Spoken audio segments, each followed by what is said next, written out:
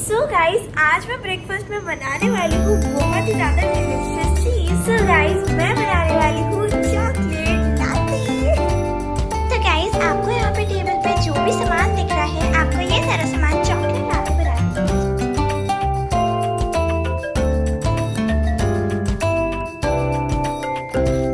So, पहला point है, it is important so that every citizen of India would have. Guys, ये जो parliament है, ये न्यू पार्लियामेंट की फोटो है।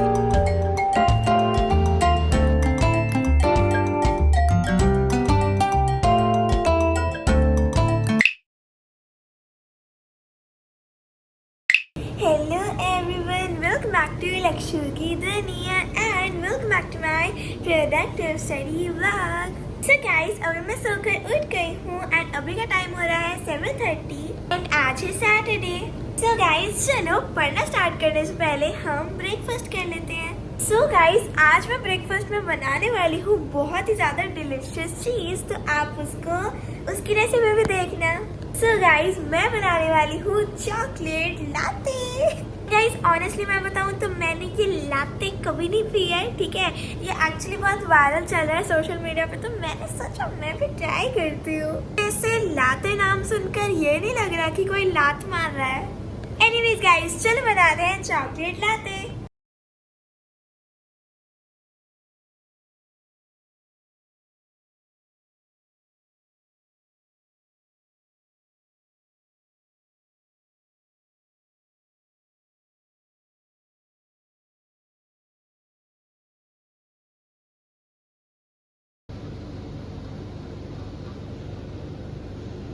तो गाइज, आपको यहाँ पे टेबल पे जो भी सामान दिख रहा है, आपको ये सारा सामान चॉकलेट लाटे बनाने के लिए चाहिए। एंड गाइज, ये मैं भी पहली बार बना रही हूँ, तो आई डोंट नो कैसे बनेगी, बट मैंने यूट्यूब पे देख लिया कि कैसे बनती है। सो आपको चाहिए होगा एक मिक्सर, इससे आप अच्छे से ब्लेंड कर सकते हो। आपको चाहिए होगी आइस चाहिए होगी, प्लेट में रख लेते हैं। थोड़ा सा दूध, coffee and Nutella, Hershey spread कुछ भी ले सकते हैं। एक चम्मच कॉफी निकालने के लिए एंड एक सुंदर सा ग्लास जिसमें आप ये बनाने वाले हो ये सब। Okay, so let's start. एक कटोरी भी चाहिए, एक सेकेंड। गाइस, ये रही कटोरी, इसके अंदर आप डालेंगे थोड़ा सा दूध, हर्शी स्प्रेड, और इसको तो खोलना भी है। कैसे खोलूं? स्केल से। ओह, खुल गया। नाइस ऑप्शन यार, मेरे को लगा तो स्केल से नहीं खुलेगा, खुल गया। नाइस। ओके, सो ये नहीं हमारा हर्शी स्प्रेड।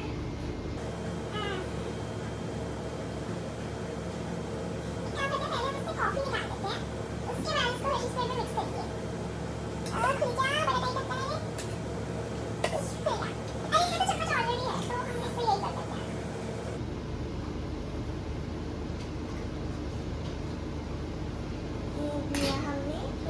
हर्शी स्प्रेड इसके अंदर ये जा नहीं रहा।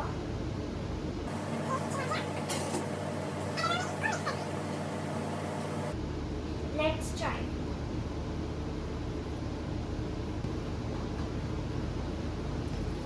ओह माय गॉश, बहुत छींटे आ रहे हैं इसकी। इसे बहुत ही ध्यान से करना पड़ेगा गाइस।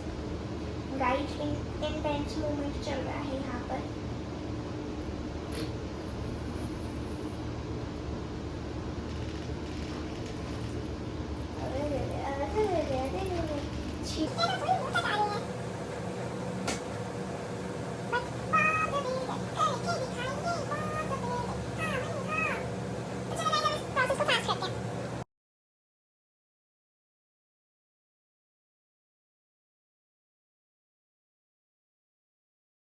ओके गाइस, तो हमारा ये मिक्सिंग का प्रोसेस हो गया है। अब हम गिलास को सजाएंगे हर्शी स्प्रेड के साथ। उसमें कुछ ऐसे राउंड करके सजाया था, नहीं ठीक है कैसे होता है भाई। आई एम जस्ट ड्राइंग कुछ ऐसे करके।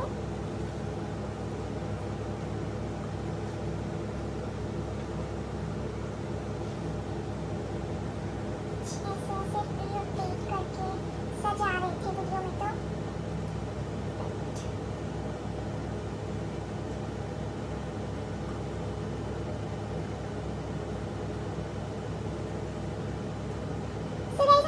बहुत अच्छे तरीके से सज चुका है, आप देख सकते हैं। अभी सजा हुआ लग रहा है या गंदा लग रहा है ये मुझे नहीं पता। तो गाइस अपने अगले स्टेप पे बढ़ने से पहले हम थोड़ी सी क्लीनिंग कर लेते हैं, क्योंकि भाई बहुत ही ज़्यादा फैल चुका है ये एरिया बूंदाबांदी से, दूध की बारिश से। सीरियसली तो मैंने एक वाइप रख रखी थी यहाँ पर फॉर यूज। ओके गाइस, तो अब हमें सबसे पहले इसके अंदर आइस डालनी है, बट ये वाली आइस जो मैं इतनी देर पहले लाई थी बहुत ही ज़्यादा मेल्ट हो चुकी है, तो मैं इसे फ्रीजर में रख के आती हूँ, दूसरी ट्रे लेके आती हूँ आइस की। तो दूसरी ट्रे में ला चुकी हूँ, तो चलो डालती हूँ बर्फ इसमें।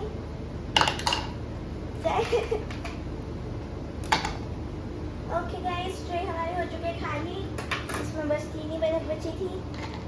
सो बर्फ हमारी जा चुकी है, अब इसके अंदर जाएगा वो न्यूटेला नहीं, हर्शी स्प्रेड वाला जो हमने दूध और मिक्स करके बनाया था। सो ये गया इसमें। ओके गाइस, ये इसमें जा चुका है। Now we need to make that Hershey's नहीं कॉफी स्प्रेड।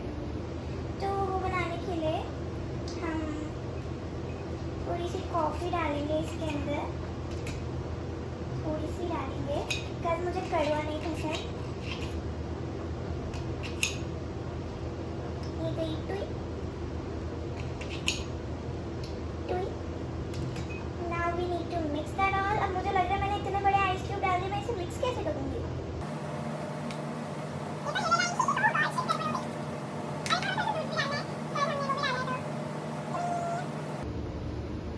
जा चुका है अंदर। Now we need to mix it, but बर्फ मिक्सिंग।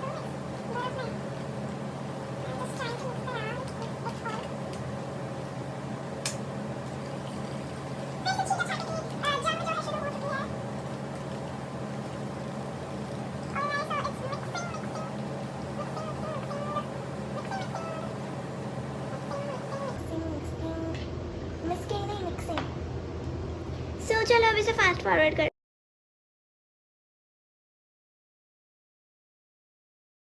वो तो हमारा अच्छे से मिक्स हो गया है। Now we need some ice cream to decorate it. So let's add some.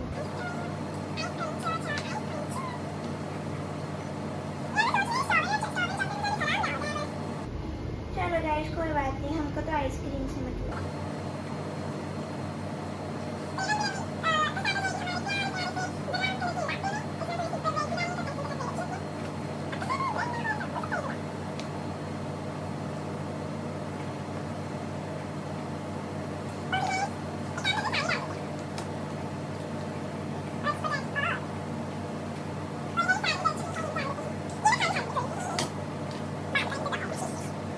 So finally हमारी बहुत ही जद्दोजहद के बाद ये हमारी सुंदर सी latte Hershey spread plus cassata ice cream iced latte is ready.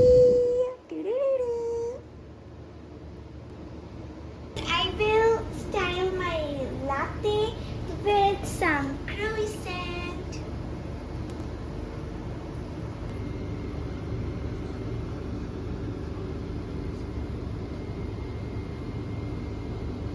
Okay guys, तो अब बारी आती है टेस्टिंग की। So let's test this. अगर अच्छा ना बना तो आईडी के बाद क्या करना है। Okay let's test.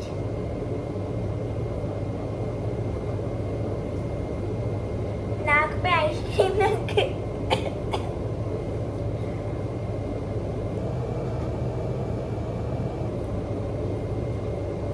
Not bad, it's nice.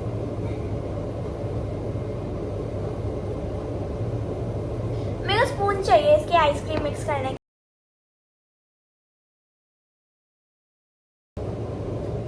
So guys, चम्मच में ला चुकी हूँ एंड गाइस ऑनेस्टली मैं बताऊँ तो मुझे ये थोड़ी सी कड़वी लग रही है। ठीक है, या तो मैंने कॉफ़ी ज़्यादा डाल दी, but I guess ice cream mix करके सही रहेगी। बट जो कड़वा है ना वो भी अच्छा लग रहा है। ठीक है, मतलब जैसे कॉफ़ी होती है ना थोड़ी सी कड़वी, थोड़ा वैसा सा टेस्ट आ रहा है एंड मुझे तो ये बहुत अच्छी लगी। ठीक है, आपको भी अपने घर पर ट्राई करनी हो तो करना। एंड मैं अभी लेती हूँ इसके मज़े।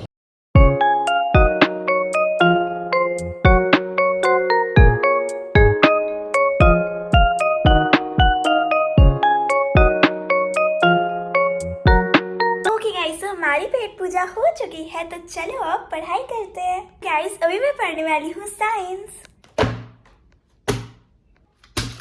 सो गाइस, मैं अपने कुछ रिवीजन के नोट्स अपनी इस डायरी या नोटबुक, कुछ भी कह लो, इसके अंदर बनाऊंगी।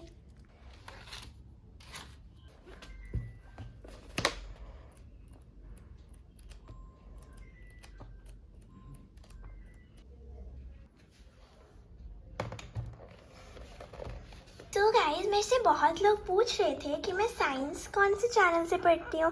सो गाइज, मैं साइंस पढ़ती हूँ PW चैनल से, जिसको हम फिज़िक्स वाला भी बोलते हैं। एंड उस चैनल का नाम कुछ PW little champs 8th 9th 10th कुछ ऐसे करके नाम है चैनल का। सो आप भी उस चैनल से पढ़ सकते हैं, उसकी टीचर बहुत अच्छा पढ़ाती हैं।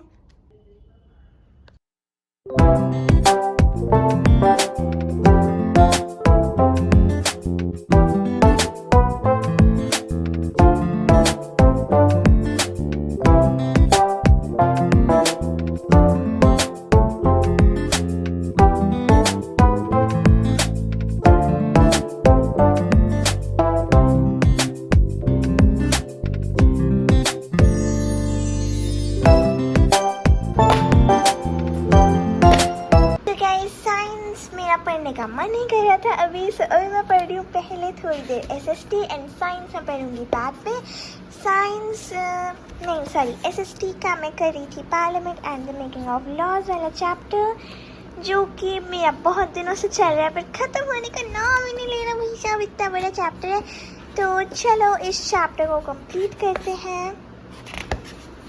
ये रहा ये चैप्टर। मुझसे बहुत लोग ये भी पूछ रहे थे कि मैं SST कौन से चैनल से पढ़ती हूँ। सो गाइस, SST मैं पढ़ती हूँ रुद्राक्षी राजपूत चैनल से। आपको भी पढ़नी हो SST क्लास 8 की तो आप इस चैनल से पढ़ सकते हैं। पर मैम ने अभी तक बस 3 ही वीडियोस डाली हैं 3 चैप्टर्स की, बट मेरे सिविक्स में सिर्फ 3 ही चैप्टर्स आ रहे हैं, तो मैं पहले यही 3 कर लेती हूँ। एंड हाँ, ये मैम हमें बस सिविक्स से पढ़ाती हैं, हिस्ट्री जोग्राफी अभी नहीं पढ़ाती। सो आप सिविक्स पढ़ सकते हो इन मैम से।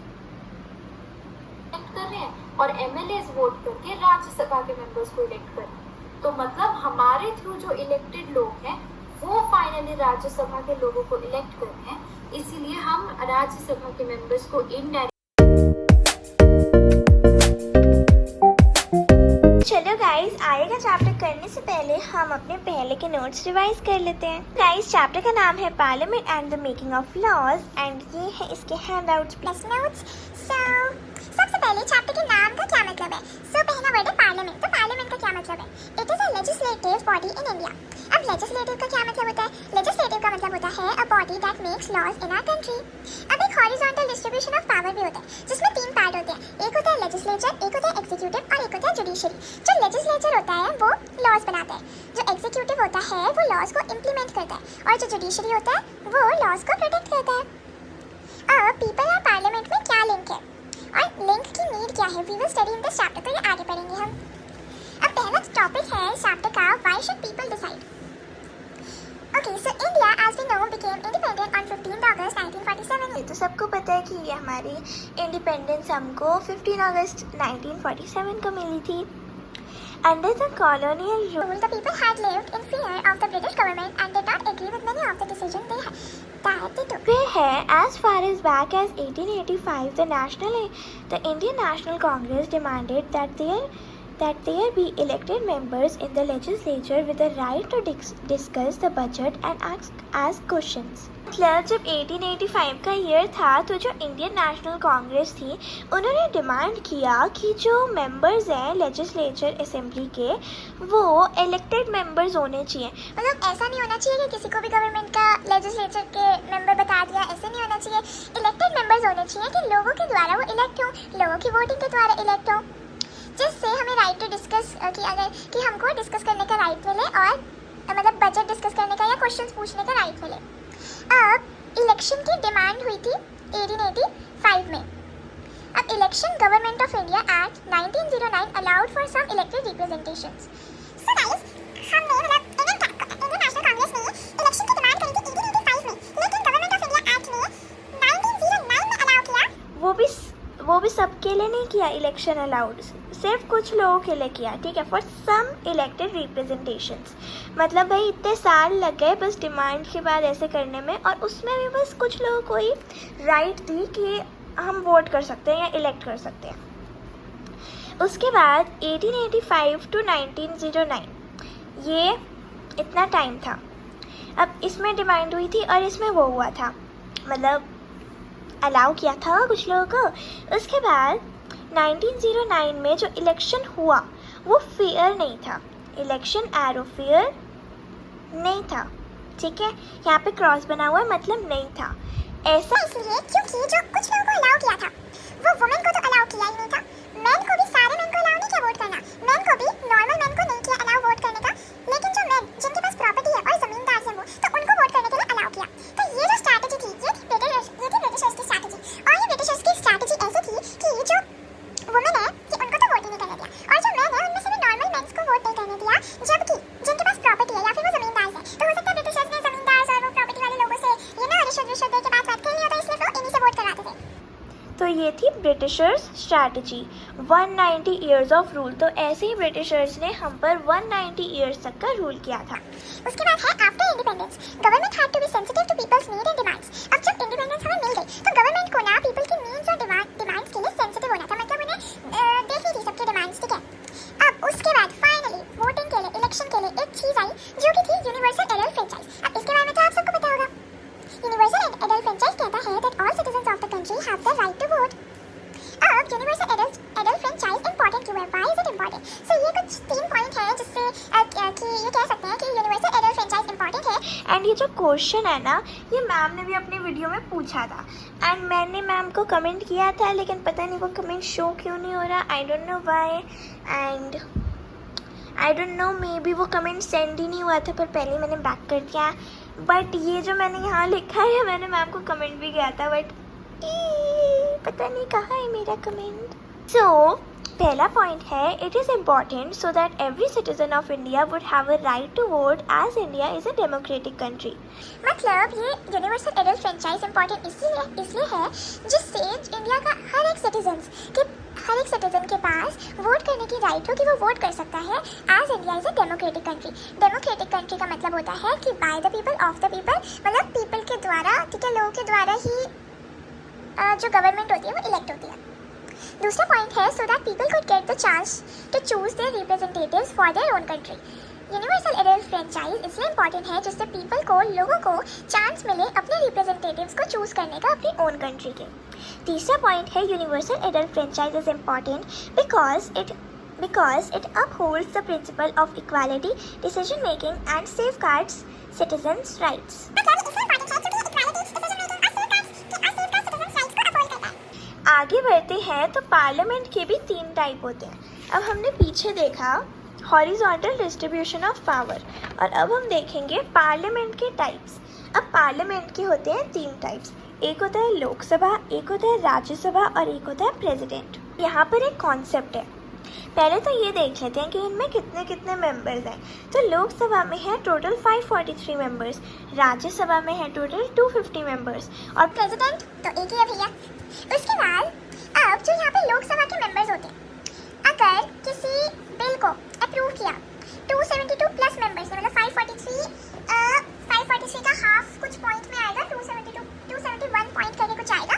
तो अगर 272 प्लस मेंबर्स अगर किसी बिल पर अप्रूव करते हैं, अब ये बिल वो वाला बिल नहीं है जो हमें शॉपिंग करके बिल मिलता है, ये बिल है लॉ का। अब बिल का मतलब होता है कि कोई भी लॉ जो कि हमने बनाया है पर वो अभी लॉ नहीं बना, लॉ बनने से पहले कोई भी लॉ कोई भी वो एक बिल होता है पहले, और जब वो सबसे अप्रूव हो जाता है तब एक लॉ बिल बनता है, नहीं सॉरी, तब एक बिल लॉ बन जाता है। अब ये जो 272 प्लस मेंबर्स अगर इस किसी भी बिल को अप्रूव कर दें तो ये बिल जाता है राज्यसभा के पास।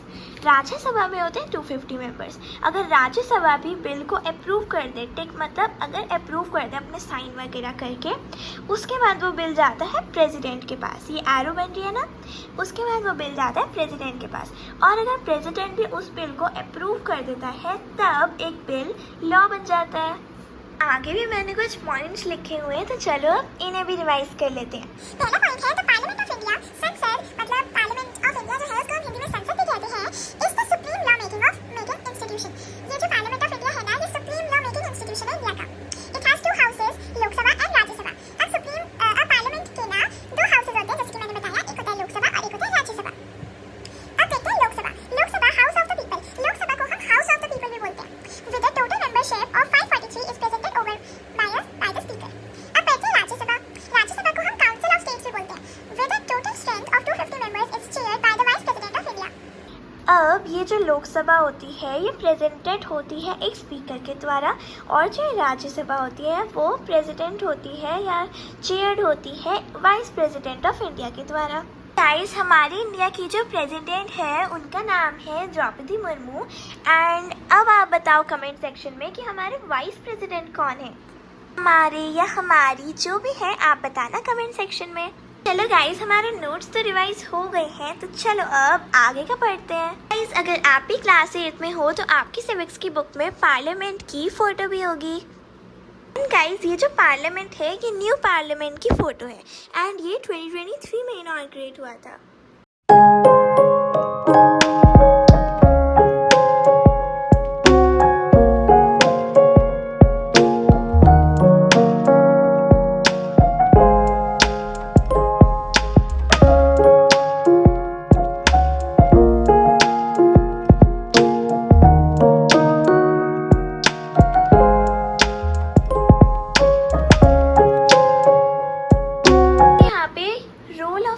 पार्लियामेंट से रिलेटेड यहाँ पे 7 पॉइंट हैं। या तो आप इस पूरे पैराग्राफ को पढ़ लो, ये जो इतना सारा है, और या फिर आप इन हैंडआउट्स को बनाकर हैंडआउट्स नोट्स कुछ भी कह लो, या तो आप इन्हें पढ़ लो एग्जाम से पहले। ये पढ़ना ज़्यादा इजी रहेगा ना, क्योंकि पॉइंटर्स में हमें लर्न करने में इजी रहता है। तो गाइज, मेरा रोल ऑफ पार्लियामेंट का तो टॉपिक हो गया ख़त्म एंड उसकी इलस्ट्रेशन भी हो गई। तो चलो अब फंक्शंस ऑफ पार्लियामेंट पढ़ लेते हैं।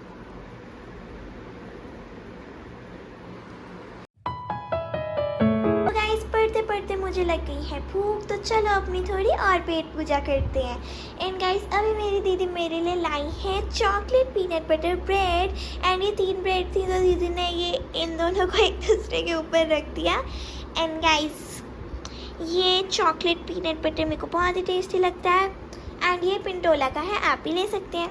चलो जल्दी से पेट पूजा करते हैं, उसके बाद काम पूजा करते हैं। सो गाइस, मेरी पेट पूजा हो चुकी है, तो चलो अब पढ़ना शुरू करते हैं या फिर कंटिन्यू करते हैं।